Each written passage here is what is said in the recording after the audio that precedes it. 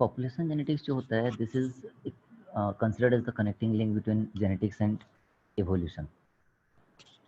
सो इसमें कुछ टर्म्स के बारे में पहले बात कर लेते हैं। One is gene, second one is genome, then gene pool, then gene frequency, gene migration और फ्लो, एंड जेनेटिक ड्रिफ्ट। ये कुछ टर्म्स हैं जो कि पॉपुलेशन जेनेटिक्स में फ्रिक्वेंटली यूज होता है। सबसे पहले जीन हो गया। जीन क्या होता है? Gene is the smallest functional unit of DNA, ठीक है, जो कि किसी पर्टिकुलर कैरेक्टर को कंट्रोल करने के लिए हेल्प करता है। जीनोम का n सेट्स ऑफ क्रोमोसोम, किसी इंडिविजुअल का n sets of haploid sets of chromosome में जितना जेनेटिक मटेरियल अवेलेबल रहता है उसे कहा जाता है जीनोम। और जीन पूल, जीन पूल का मतलब है एक गिवन पॉपुलेशन, सपोज यहाँ पे कुछ इंडिविजुअल्स एक स्पीसीज से बिलोंग कर रहे हैं एंड वो सारे इसी लोग कर रहे हैं। सपोज मैं यहाँ पे 10 इंडिविजुअल्स ले रहा हूँ, एक गिवन एरिया में 10 इंडिविजुअल स्पीसीज 1 के अवेलेबल हैं, ठीक है, and each individual contains its own genome.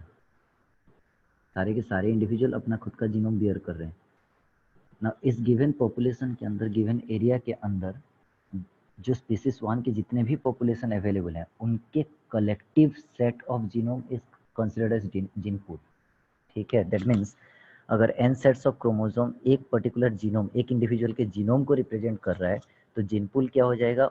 एक गिवन एरिया के अंदर एक पर्टिकुलर स्पीसीज के जितने भी इंडिविजुअल्स अवेलेबल हैं, मतलब पॉपुलेशन जितने भी हैं उसमें से सबके जीनोम के कलेक्शन को कहा जाता है जीन पूल, ठीक है। यहाँ पे 10 इंडिविजुअल्स हैं, इंडिविजुअली इसका भी जीनोम है, इसका भी जीनोम है, इसका भी जीनोम है, एंड सो ऑन। तो सबका कलेक्टिव सेट को कहा जाता है, सबके जीनोम के कलेक्टिव सेट को कहा जाता है जीन पूल, ठीक है। Coming to gene frequency, important part है।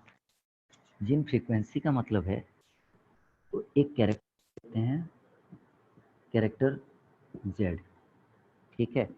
अब इस कैरेक्टर जेड कैरेक्टर के लिए कोई ना कोई जीन रिस्पॉन्सिबल होगा, और ये जीन कहाँ पे प्रेजेंट है? एक होमोलोगस पेयर ऑफ क्रोमोसोम में प्रेजेंट होंगे। अब इस होमोलोगस पेयर ऑफ क्रोमोसोम में जीन का जो भी फॉर्म, सपोज मैं ए ले रहा हूँ, ए का ए के लिए अवेलेबल लोकेशन, इस जीन के लिए अवेलेबल लोकेशन कितने हैं? क्योंकि इस क्रोमोसोम में भी ए रहेगा, इस क्रोमोसोम में भी ए रहेगा, whether it may be capital A और it may be small A, that doesn't matter. लेकिन इस कैरेक्टर के लिए जो जीन रिस्पॉन्सिबल है, that gene is located on both the homologous chromosome. तो कैपिटल ए हो सकता है, या फिर कैपिटल ए स्मॉल ए हो सकता है, या फिर स्मॉल ए हो सकता है, कुछ कोई भी फॉर्म हो सकता है, लेकिन जीन तो वही है, जीन सेम है, उसका एलिलिक फॉर्म है capital A small A, but gene वही है, कैरेक्टर वही है, ठीक है। ट्रेट अलग अलग हो सकते हैं, कैपिटल ए का ट्रेट अलग है, स्मॉल ए का ट्रेट अलग है, दैट डजंट मैटर, लेकिन कैरेक्टर एक ही है, कैरेक्टर के जो जीन रिस्पॉन्सिबल है वो एक है। उसके लिए जो दो एल्लोमॉर्फ हैं, दोनों के दोनों उसी कैरेक्टर के लिए रिस्पॉन्सिबल है, उसी जीन का पार्ट है और उसी जीन का टाइप है। तो इन दैट केस हम क्या बोल सकते हैं? एक स्पेसिफिक कैरेक्टर के लिए जो लोकस एलोकेटेड है वो होमोलोगस पेयर ऑफ क्रोमोसोम में अवेलेबल है। तो इस जीन के लिए अवेलेबल लोकेशन कितना हो गया? इस जीन के लिए अवेलेबल लोकेशन इस होमोलोगस पेयर ऑफ क्रोमोसोम के अंदर एक अवेलेबल लोकेशन है, यहाँ पे एक अवेलेबल लोकेशन है, यहाँ पे भी कैपिटल, यहाँ पे भी कैपिटल ए हो सकता है, या फिर स्मॉल ए हो सकता है, या फिर दोनों में स्मॉल ए हो सकता है, या फिर एक में कैपिटल ए, एक में स्मॉल ए हो सकता है, कोई भी हो सकता है, लेकिन जीन वही है। तो इस जीन के लिए अवेलेबल लोकेशन इस पर्टिकुलर क्रोमोसोम पेयर में कितना हो गया? 2 हो गया। तो एक इंडिविजुअल एक पर्टिकुलर कैरेक्टर के लिए कितने लोकेशन अवेलेबल है उसके बॉडी में? एक सेल के अंदर 2 लोकेशन अवेलेबल है, ठीक है।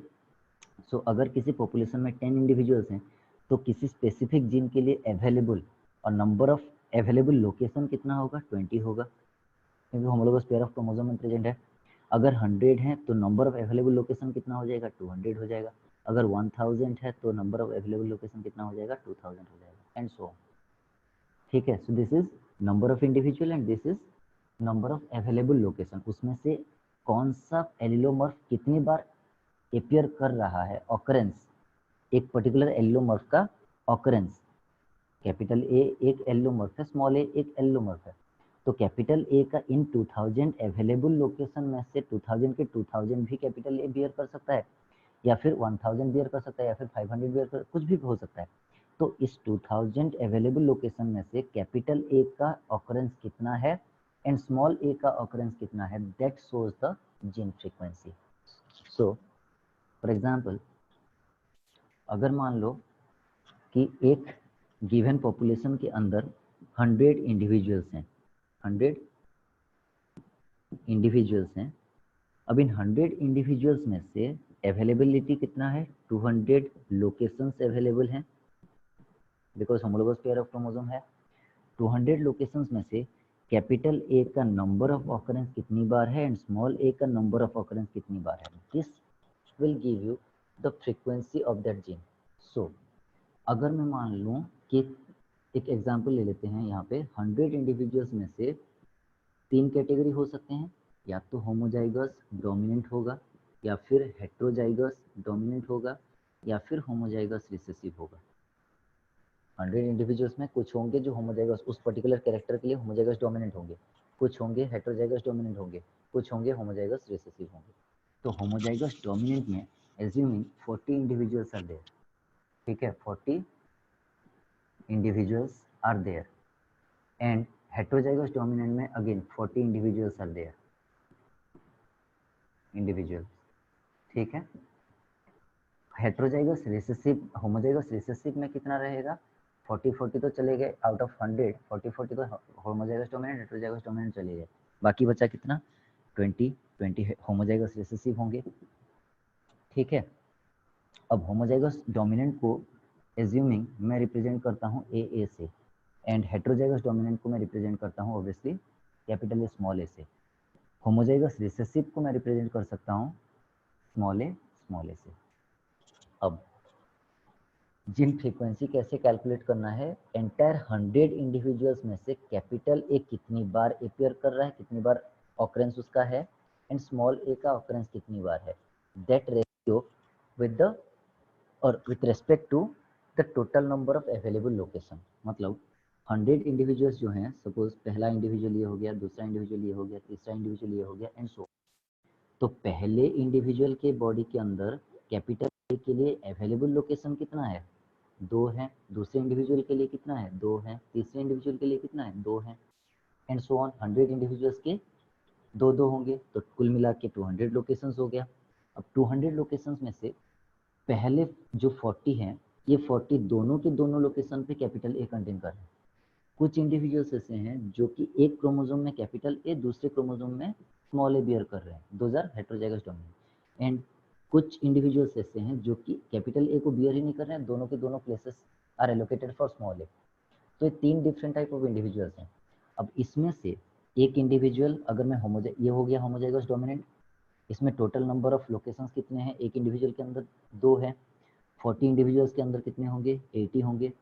अब एक इंडिविजुअल के दोनों पोजीशन है, both are occupied by capital A, तो 80 positions will be occupied by 80 capital A. Similarly यहाँ पे 40 इंडिविजुअल इस टाइप के हैं, हर किसी का एक एक क्रोमोसोम जो है कैपिटल ए बियर कर रहा है, तो टोटल हो गया 40 कैपिटल ए हो गया एंड 40 स्मॉल ए हो गया।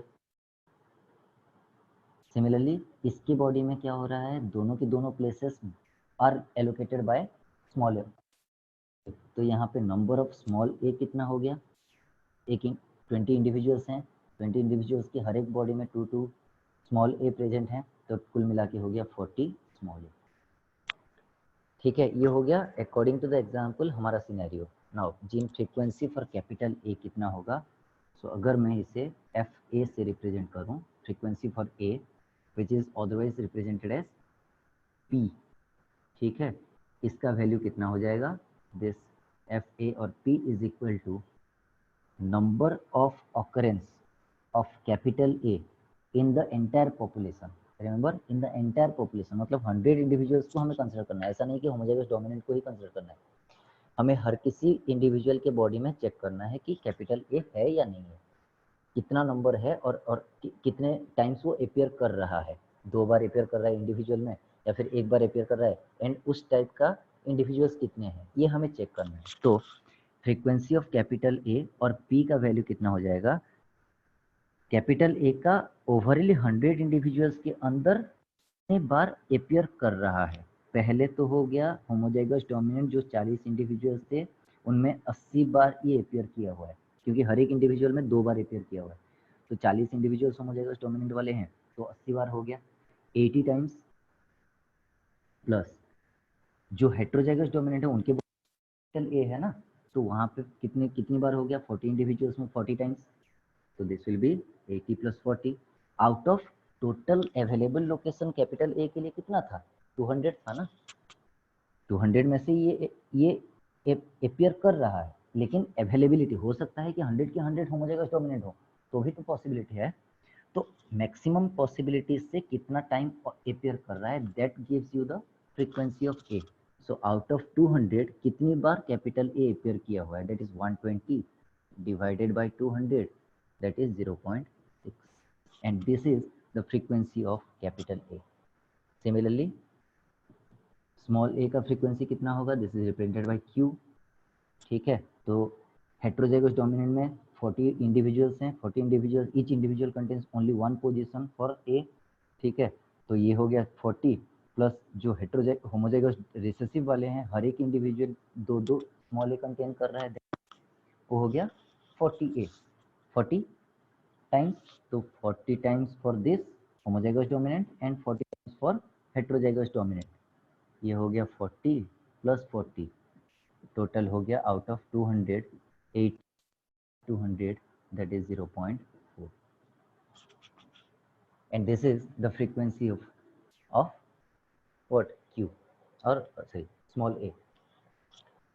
अब P plus Q का वैल्यू कितना आ रहा है, P plus Q का वैल्यू 0.6 plus 0.4, that is 1, ठीक है।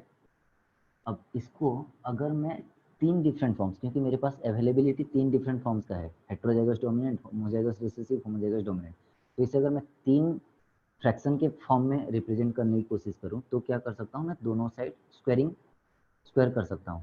सो इसे अगर स्क्वायर करता हूं मैं, P square plus 2PQ plus Q²।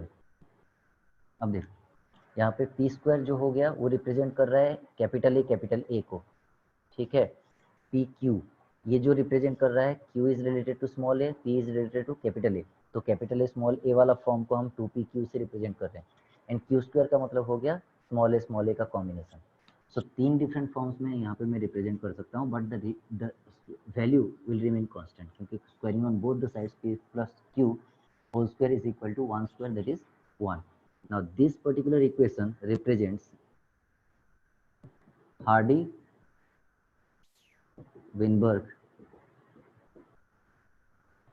Equilibrium और इक्वेशन, ठीक है। तो कहीं पे अगर किसी भी पॉपुलेशन में अगर हम बात करें तो वहाँ पे एक स्पेसिफिक कैरेक्टर के लिए p² plus 2PQ plus Q is equal to 1 always, ठीक है। अगर ये जैसे चेंज होता है then that will be considered as evolution is going on. अगर कहीं पे भी थोड़ा सा चेंज होता है, फॉर एग्जांपल एक कॉमन एग्जांपल मैं यहाँ पे एक्सप्लेन कर देता हूँ। जैसे सपोज कैपिटल होमोजाइगस डोमिनेंट वाले जो हैं वो 40 इंडिविजुअल्स एग्जिस्ट कर रहे हैं। अगर मान लो एक इंडिविजुअल का जो कैपिटल ए है, ठीक है, ये किसी वजह से म्यूटेटेड होके किसी दूसरे जीन के फॉर्म में या फिर ए के नॉन रिलेटेड फॉर्म में कन्वर्ट हो गया, let's suppose that is B में कन्वर्ट हो गया। अब क्या हो जाएगा, प्रॉब्लम ये होगा कि कैपिटल ए का जो नंबर ऑफ ऑकरेंस था 80 प्लस यहाँ पे 40, हमने 120 ऐसे कैलकुलेट किया हुआ था। अभी क्या हो रहा है, एक पर्टिकुलर इंडिविजुअल की बॉडी में म्यूटेशन हो गया और इस म्यूटेशन की वजह से ए जो है वो चेंज होके बी बन गया है, तो हम ए के फॉर्म में तो उसे नहीं ले सकते। तो क्या होगा, यहाँ पे एक पॉपुलेशन एक इंडिविजुअल का एक कैपिटल ए चेंज हुआ है, तो यहाँ पे जो 80 नंबर ऑफ ए का ऑकरेंस था अभी क्या हो जाएगा, 79 हो जाएगा, ठीक है। और ये अगर 79 हो गया तो ओवरऑली इसका वैल्यू क्या आ जाएगा, 119/200 हो जाएगा, and 119/200 is not at all equal to 0.6, ठीक है। तो ये 0.6 नहीं होगा, ये हो सकता है 0.5 और सॉरी 0.61, 120 था ना, हाँ 0.59 के आसपास आ जाए। अब 0.59 प्लस 0.4 जो यहाँ पे हम p प्लस क्यू कर रहे थे 0.59 plus 0.4 is not equal to 1 exactly. ठीक है, इसका मतलब हो गया कि ये p square plus 2pq plus q square is equal to 1 जो हार्डी-वेनबर्ग इक्विलिब्रियम शो करता है, ये फॉर्मूला फिलहाल के लिए चेंज हो गया है। ठीक है, ये वाला और होल्ड नहीं कर रहा है। होल्ड नहीं कर रहा है का मतलब क्या है कि एक जीन वहाँ पे चेंज हो चुका है, और एक जीन अगर चेंज होता है, जीन का चेंज का मतलब क्या क्या है, वो न्यू कैरेक्टर इंट्रोड्यूस करेगा, या फिर एक कैरेक्टर को कम्प्लीटली ओमिट कर देगा, या फिर मॉडिफाई कर देगा, कुछ भी हो सकता है। और कैरेक्टर मॉडिफिकेशन और फिनोटाइप मॉडिफिकेशन का मतलब क्या होता है, उसका सिंपल सा मीनिंग है वो इवोल्यूशन की तरफ कंट्रीब्यूट कर रहा है। तो एनी हाउ अगर p square plus 2pq plus q square is equal to 1 ये वाला इक्वेशन किसी वजह से अगर मॉडिफाई होता है, हार्डी-वेनबर्ग इक्विलिब्रियम और इक्वेशन अगर कहीं पे किसी पर्टिकुलर पॉपुलेशन में, किसी पर्टिकुलर एरिया में अगर होल्ड नहीं हो पाता, then that leads to evolution. ठीक है, ये हो गया gene frequency and Hardy Weinberg equilibrium. Coming to another part that is gene migration. Gene migration का मतलब होता है कि किसी पर्टिकुलर एक गिवन एरिया से कुछ लोग यहाँ से छोड़ के चले जाते हैं, या फिर कुछ नए लोग यहाँ पे इंट्रोड्यूस होते हैं। सपोज यहाँ पे कुछ इंडिविजुअल्स प्रेजेंट हैं, 10 इंडिविजुअल्स के अराउंड 10 इंडिविजुअल्स यहाँ पे प्रेजेंट हैं, और उन 10 इंडिविजुअल्स में जो जीन पूल है, एक इंडिविजुअल का जीन पूल, सॉरी एक इंडिविजुअल का जीनोम एंड 10 इंडिविजुअल का जीन पूल, ये हम कंसिडर कर रहे थे फिलहाल के लिए। अगर मान लो 10 इंडिविजुअल का जो जीन पूल यहाँ पे था, कुछ इंडिविजुअल्स यहाँ पे एंटर किए। अब जो इंडिविजुअल्स एंटर किए, सपोज 5 इंडिविजुअल्स एंटर किए, तो क्या होगा, यहाँ पे 5 इंडिविजुअल्स का जीनोम इंक्रीज हो जाएगा, and this increased genome will differ from original gene pool. ठीक है, या फिर अगर मान लो कि इस गिवन पॉपुलेशन से कुछ इंडिविजुअल्स चले गए, 5 इंडिविजुअल्स चले गए, तो कितना रहेगा, 10 इंडिविजुअल्स थे, अभी 5 इंडिविजुअल्स रह गए, तो 5 इंडिविजुअल्स का जो जीन पूल एंड 10 इंडिविजुअल्स का जो जीन पूल था, ये दोनों ऑब्वियसली डिफर करेगा। तो जो इंडिविजुअल्स माइग्रेट कर जाते हैं, इमिग्रेंट हो जाते हैं या फिर इमिग्रेंट होते हैं, उन वो अपने साथ अपना खुद का जीनोम लेके आते हैं, and in that case that alters the gene pool. तो change in that particular gene pool due और immigration is considered as gene migration और जीन फ्लो। ठीक है, एक पर्टिकुलर इंडिविजुअल एक जगह से अगर दूसरी जगह में मूव कर रहा है, तो वो क्या करेगा, वो अपना जीन पूल लेके जाएगा, या फिर तो ये जो चेंज हो रहा है और जीन एक पॉपुलेशन से दूसरे पॉपुलेशन में फ्लो कर रहा है, एक एरिया से दूसरे एरिया में फ्लो कर रहा है, उसे कहा जाता है जीन माइग्रेशन और जीन फ्लो।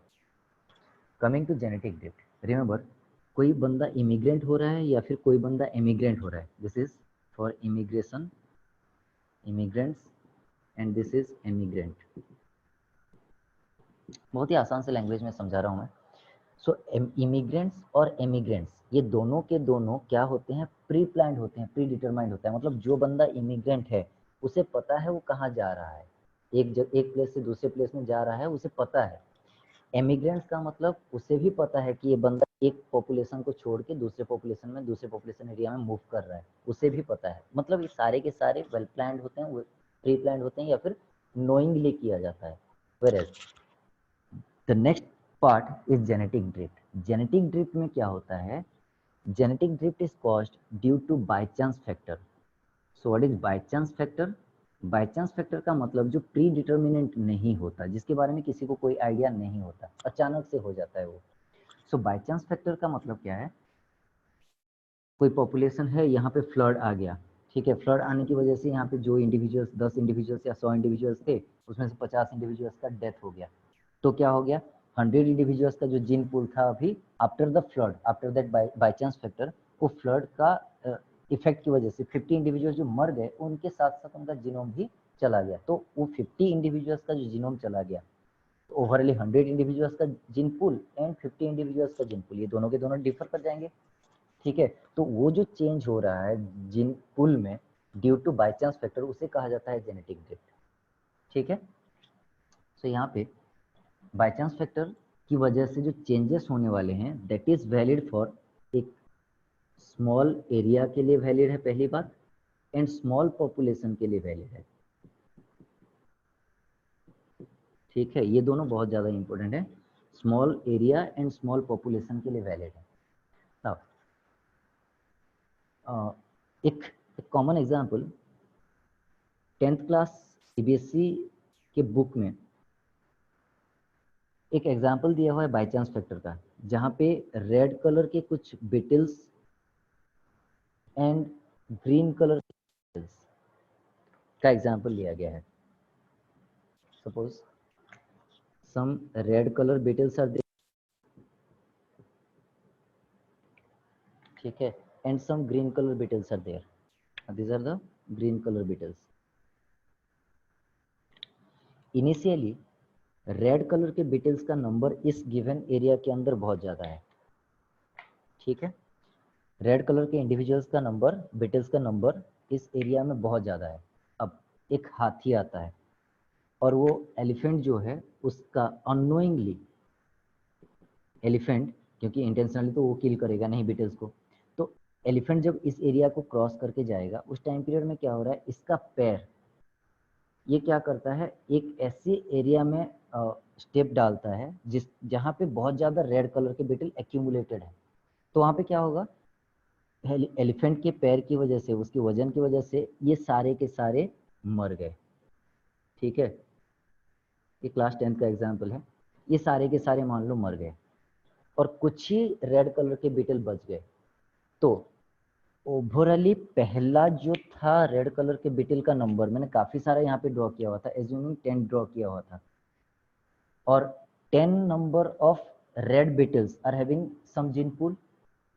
नाउ इस गिवन एरिया के अंदर 10 इंडिविजुअल्स, 10 रेड बीटल का जो जीन पूल था, फिलहाल एलिफेंट के क्रॉस करने के बाद, क्योंकि एलिफेंट ने अननोइंगली वो किया हुआ है, ऐसा नहीं कि जानबूझ के इनको किल करने के लिए आया हुआ था, तो एलिफेंट के पैर की वजह से जो हुआ रेड बीटल्स का, उसकी वजह से क्या हो गया, अभी फिलहाल 10 में से ओनली 3 बीटल्स, रेड बीटल्स यहाँ पे बच गए इस गिवन एरिया में, एंड बाकी सारे के सारे एक्सटिंक्ट कर, बाकी सारे के सारे मर गए, सबका डेथ हो गया.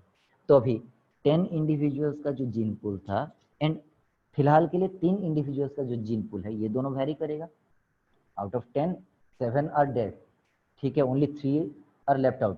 तो 3 इंडिविजुअल्स का जो जीन पूल है वो इस 10 इंडिविजुअल्स के जीन पूल के कंपैरिजन में काफी कम है, ठीक है. सो 10 इंडिविजुअल्स का जो जीन पूल था, अभी 3 इंडिविजुअल्स का जीन पूल उसके कंपैरिजन में काफी कम है. तो ये जो 10 इंडिविजुअल्स का जीन पूल एंड चेंज हुआ 3 इंडिविजुअल वाले जीन पूल में, इसे कहा जाता है जेनेटिक ड्रिफ्ट, ठीक है. इसका रिलेशन ग्रीन बीटल के साथ क्या है, फिलहाल पे जब 10 इंडिविजुअल्स, जब एलिफेंट नहीं आया था उस टाइम पीरियड में रेड कलर के बीटल का नंबर बहुत ज्यादा था, ठीक है, as compare to green beetles. So this area was dominated by the red beetles. अभी के लिए जब हाथी चल के वहां से निकल गया, जब जीन पूल इनका चेंज हो गया, तब यहाँ पे जो सडन ड्रेस्टिकली चेंज हुआ, सडन चेंज हुआ जीन पूल में, डिक्रीमेंट हुआ. अब इन दोनों को अगर हम कंपेयर करते हैं तो इसका नंबर अभी काफी ज्यादा है as compare to the red beetles. तो ग्रीन बीटल्स का अभी इफेक्ट क्या हो गया, उनका जो जीन पूल सेट है, उनका जो जीनोम कंटेंट है, वो much more larger than the red beetles. तो ओवरऑल जीन पूल का जो शिफ्टिंग हो रहा है किस तरफ हो रहा है, इनिशियली रेड कलर के फेवर में था, अभी ग्रीन कलर के फेवर में. तो इससे चेंज क्या हो रहा है, जो जेनेटिकल कॉम्पोजिशन है और जीन पूल का शिफ्टिंग हो रहा है. मतलब एक स्पीसीज के फेवर में था, फिलहाल दूसरे स्पीसीज के फेवर में है, लेकिन वो जो चेंज हुआ है किसकी वजह से हुआ है, वो है बाय चांस फैक्टर की वजह से, and that by chance factor results in genetic drift. तो that by chance factor results in change in gene pool, ठीक है. जीन पूल को जो चेंज कर रहा है उसे कहा जाता है genetic drift. Remember, gene migration and genetic drift both are almost similar, but difference क्या है, जीन माइग्रेशन में प्री प्लान्ड रहता है सब कुछ, हर किसी को नोइंग, हर कोई नोइंगली करता है वो. वेयरएज जेनेटिक ड्रिफ्ट जो है ये बाय चांस फैक्टर की वजह से होता है, इसमें किसी का इन्वॉल्वमेंट इंटेंशनली नहीं होता, ना फ्लॉड का, ना ड्रॉट का, ना किसी और टाइप के फैक्टर्स का, किसी का भी नोइंगली इम्पैक्ट उसका नहीं होता, ठीक है. ये होता है genetic drift and gene migration और gene flow. So this is all about population genetics. Gene, gene का मतलब हो गया smallest hereditary unit, smallest functional unit of DNA, genome, N sets or haploid cells of haploid sets of chromosome में जितना भी genetic material है उसे collectively कहा जाता है जीनोम। एक गिवन पॉपुलेशन के अंदर जितना एक स्पीसीज से बिलोंग कर रहे हैं, जितने भी पॉपुलेशन, जितने भी इंडिविजुअल्स वहाँ पे हैं, उन सबका जीनोम के कलेक्शन को कहा जाता है जीन पूल। जीन फ्रीक्वेंसी हो गया किसी पर्टिकुलर एलिलोमॉर्फ का एक गिवन पॉपुलेशन के अंदर number occurrence with respect to the total number of available location, that ratio is known as gene frequency. Gene migration, knowingly अगर कोई एक प्लेस से दूसरे प्लेस में माइग्रेट कर जाता है तो वहाँ पे जो चेंज इन जीन पूल होता है that is known gene migration और जीन फ्लो। जेनेटिक ड्रिफ्ट, वो बाय चांस फैक्टर की वजह से change in gene pool is known as genetic. ठीक है, so this is all about population genetics.